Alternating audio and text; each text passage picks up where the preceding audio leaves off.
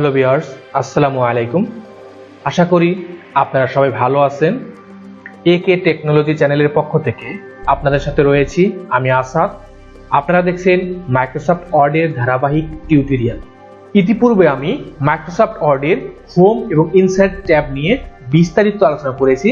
তো যারা এখনো পর্যন্ত আমার সেই ভিডিওগুলো দেখেননি তারা আমার চ্যানেলের প্লেলিস্ট থেকে অথবা আমার ভিডিও ডেসক্রিপশনে গিয়ে কিন্তু সেই ভিডিওগুলো দেখে আসতে পারেন। তো আমি আজকে নতুন একটা ট্যাব নিয়ে আলোচনা করব, সেটি হচ্ছে ডিজাইন ট্যাব। এবং ডিজাইন ট্যাবের প্রথম যে কাজটি আমি আপনাদের সামনে তুলে ধরবো সেটি হচ্ছে পেজ ব্যাকগ্রাউন্ড গ্রুপের ওয়াটারমার্ক। তো এক্সপার্ট হওয়ার জন্য ভিডিওটি শেষ পর্যন্ত দেখবেন। এছাড়াও আপনি যদি আমার চ্যানেলে নতুন হয়ে থাকেন তাহলে চ্যানেলটি সাবস্ক্রাইব করে পাশে থাকা বেল বাটনে প্রেস করুন। তো চলেন ভিডিও শুরু করি। ওয়াটারমার্ক। ওয়াটারমার্ক নাম শুনেই আপনারা হয়তো বুঝতে পারছেন ওয়াটারমার্ক মানে হচ্ছে জলছাপ। আমরা যদি কোনো ডকুমেন্টে জলছাপ দিতে চাই তাহলে আমাদের ওয়াটারমার্কের সাহায্য নিতে হবে। তো আমি এখন দেখাবো যে আমরা ডকুমেন্টে কিভাবে ওয়াটারমার্ক নিতে পারি। তো ডকুমেন্টে ওয়াটারমার্ক নিতে গেলে আমাকে সর্বপ্রথম হচ্ছে আমাদের ডিজাইন ট্যাবে যেতে হবে এবং এরপরে পেজ ব্যাকগ্রাউন্ড গ্রুপে গিয়ে আমাদের ওয়াটারমার্কে ক্লিক করতে হবে। তো আমি আগেই বলে নিচ্ছি এই ওয়াটারমার্ক কিন্তু মাইক্রোসফট ওয়ার্ড 2010 ভার্সনে কিন্তু আপনারা পাবেন হচ্ছে পেজ লেআউট ট্যাবে।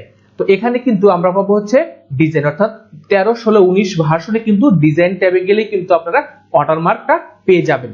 তো ডকুমেন্টে ওয়াটারমার্ক ইনসার্ট করতে গেলে এখন আমি সর্বপ্রথম হচ্ছে ওয়াটারমার্কে ক্লিক করব। ওয়াটারমার্কে ক্লিক করার পর আপনারা দেখতে পাচ্ছেন এখানে ডামি কিছু ওয়াটারমার্ক দিয়ে রাখছে। তো এখান থেকে প্রথম অপশনটা হচ্ছে কনফিডেন্সিয়াল। তো কনফিডেন্সিয়ালটা হচ্ছে এটা যদি ইউজ করি তাহলে এটা কানিকোনা হচ্ছে, আর এই কনফিডেন্সিয়াল কিন্তু এটা কিন্তু হরিজন্টালি অর্থাৎ আড়াআড়ি হচ্ছে। আর এটা কিন্তু ডন্ট কপি, এটাও সেম কানিকোনা, আর এটা হচ্ছে হরিজন্টালি। এখান থেকে আপনারা চাইলে যে কোনো একটা ক্লিক করলেই আপনারা দেখতে পাচ্ছেন যে এখন আমি আমার ডকুমেন্টে কিন্তু ওয়াটারমার্কটা চলে এসেছে। তো এটাকে বলা হচ্ছে ওয়াটারমার্ক। তো আপনারা শুধু এখানে যে ডামি ওয়াটারমার্ক দিতে পারবেন এমন কোনো কথা নয়, আমরা কিন্তু চাইলে এই ওয়াটারমার্কটাকে কাস্টমাইজ করতে পারবো, অর্থাৎ আমি চাইলে যে কোনো কিছু দিয়ে ওয়াটারমার্কটা দিতে পারবো। তো ওয়াটারমার্ক হচ্ছে দুই প্রকার, অর্থাৎ আমরা যদি চাই পিকচার ওয়াটারমার্ক দিতে পারবো অথবা আমরা যদি চাই টেক্সট ওয়াটারমার্কও দিতে পারবো। তো আমি এটাকে এখন রিমুভ করতে যাচ্ছি। জাস্ট ওয়াটারমার্কে ক্লিক করব। ক্লিক করলে এই জায়গায় কিন্তু একটা অপশন দেখতে পাচ্ছেন যে রিমুভ ওয়াটারমার্ক। এই জায়গায় ক্লিক করলে আপনারা দেখতে পাচ্ছেন যে এখন আমার ডকুমেন্টে কিন্তু ওয়াটারমার্কটা চলে গিয়েছে। এখন আমি ডকুমেন্টে কাস্টম ওয়াটারমার্ক কিভাবে নেওয়া যায় সেটা আপনাদের দেখাচ্ছি। তো কাস্টম ওয়াটারমার্ক দিতে গেলে সর্বপ্রথম হচ্ছে আমাকে ওয়াটারমার্কে ক্লিক করতে হবে। এরপরে কাস্টম ওয়াটারমার্ক নামে একটা অপশন লেখা দেখতে পাচ্ছেন, এখানে ক্লিক করবেন। ক্লিক করলে ওয়াটারমার্কে একটা ডায়লগ বক্স চলে আসবে। এখানে আমরা দেখতে পাচ্ছি ওয়াটারমার্ক কিন্তু দুই ধরনের, পিকচার ওয়াটারমার্ক এবং টেক্সট ওয়াটারমার্ক। পিকচার ওয়াটারমার্ক মানে হচ্ছে আমরা যদি কোনো ছবি বা কোনো লোগোকে ওয়াটারমার্ক হিসেবে ব্যবহার করতে চাই তাহলে কিন্তু ব্যবহার করতে পারবো। আর টেক্সট ওয়াটারমার্ক মানে হচ্ছে আমরা যদি যে কোনো ধরনের লেখা ওয়াটারমার্ক হিসেবে ব্যবহার করতে চাই সেটাও কিন্তু করতে পারবো।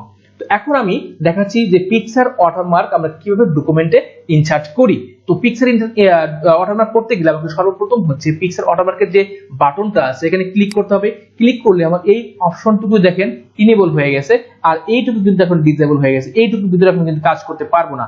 তাহলে এখন আমাদের কি বলছে যে সিলেক্ট পিকচার, অর্থাৎ আমাদের কম্পিউটারের ভিতরে কোথায় ছবি আছে সেখান থেকে আমাকে একটা ছবি নিয়ে আসতে হবে।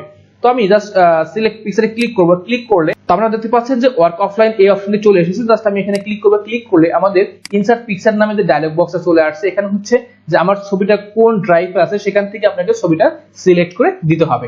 তো যেহেতু আমাদের ছবিটা হচ্ছে ডেস্কটপে আছে, আমি এখানে ডেস্কটপে ডাবল ক্লিক করে ওপেন করতেছি এবং আমি আমার চ্যানেলের লোগোটাকে ব্যবহার করব। যেমন আমি এখানে ডাবল ক্লিক করলাম।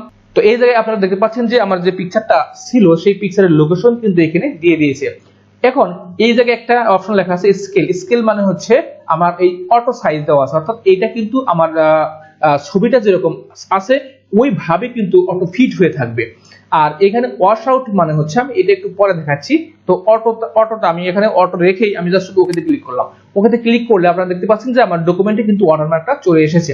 এখন যদি আমি এখানে কন্ট্রোল পি দিই, পি দিলে আপনারা দেখতে পাচ্ছেন আমার ডকুমেন্টে ওয়াটারমার্কটা একেবারে লাইট কালার দিয়ে কিন্তু চলে এসেছে। তো আমি আবার এসকেপ বাটনে প্রেস করলাম, আবার ওয়াটারমার্কে যাব।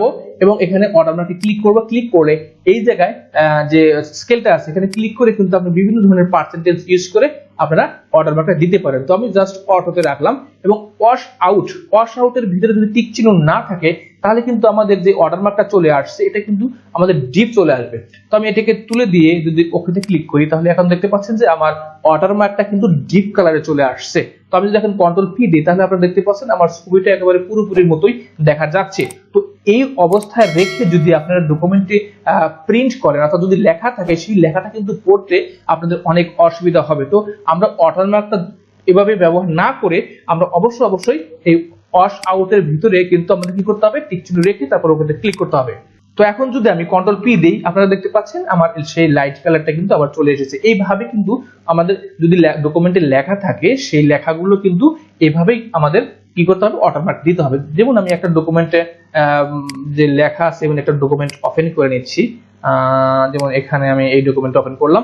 এখন এই ডকুমেন্টের ভিতরে যদি আমি সাপোজ হচ্ছে ওয়াটারমার্কটা দেই, ওয়াটারমার্ক কাস্টম ওয়াটারমার্ক, এবং এখান থেকে যদি আমি পিকচার সিলেক্ট করি এখান থেকে এখানে ক্লিক করলাম এবং কোথায় ছবি আছে, ডেস্কটপে আছে, এখানে আছে, এইখানে আমরা এখন এখান থেকে এই ছবিটা ইউজ করলাম, দেন ওকে দিলাম। তাহলে আপনারা দেখতে পাচ্ছেন আমার ডকুমেন্টটি কিন্তু সুন্দরভাবে কন্ট্রোল পি দিচ্ছি, এইভাবে কিন্তু আমাদের ওয়াটারমার্কটা চলে আসছে। তো এখন যদি আমি এখানে সেই ওয়াশ আউটটা ইউজ করি, দেখেন আমরা এখান থেকে কাস্টম ওয়াটারমার্কে যাব, ওয়াশ আউটটাকে তুলে দিলাম এবং ওকে। এখন আমরা দেখতে পাচ্ছি যে আমাদের এখানে কিন্তু ডিপ কালার চলে এসেছে। আমি যদি কন্ট্রোল পি দেই তাহলে এখন দেখতে পাচ্ছেন যে এখন এই অবস্থা যদি থাকে তাহলে কিন্তু আমাদের লেখাটা পড়তে কিন্তু অনেক অসুবিধা হতে পারে। তো এই জন্য আমরা সবসময় খেয়াল করব যাতে আমরা যখন ওয়াটারমার্কটা ব্যবহার করি, পিকচার ওয়াটারমার্কটা, তখন কিন্তু আমাদের এই ওয়াশ আউটের মধ্যে টিক চিহ্ন রেখে তারপর ওকে ক্লিক রেখে এইভাবে কিন্তু ওয়াটারমার্কটা ব্যবহার করব। ওকে, তো আমি আবার আমার এই ডকুমেন্টে চলে আসলাম। আমি এই এখন পিকচার ওয়াটারমার্কটাকে আমি কি করব, রিমুভ করে দেব। তো আমি এখানে ক্লিক করে আমি যদি এখানে রিমুভ করে দিচ্ছি তাহলে এখন দেখতে পাচ্ছেন আমার ডকুমেন্টে কিন্তু কোনো ওয়াটারমার্ক নেই। তো আশা করি আপনাদের ভিডিওটা ভালো লেগেছে। তো যদি ভিডিওটা ভালো লেগে থাকে তাহলে সবাই লাইক, কমেন্ট, শেয়ার এবং সাবস্ক্রাইব করতে ভুলবেন না। তো আজকের মতো ক্লাস এই পর্যন্তই। সবাই ভালো থাকবেন, সুস্থ থাকবেন। খোদা হাফেজ।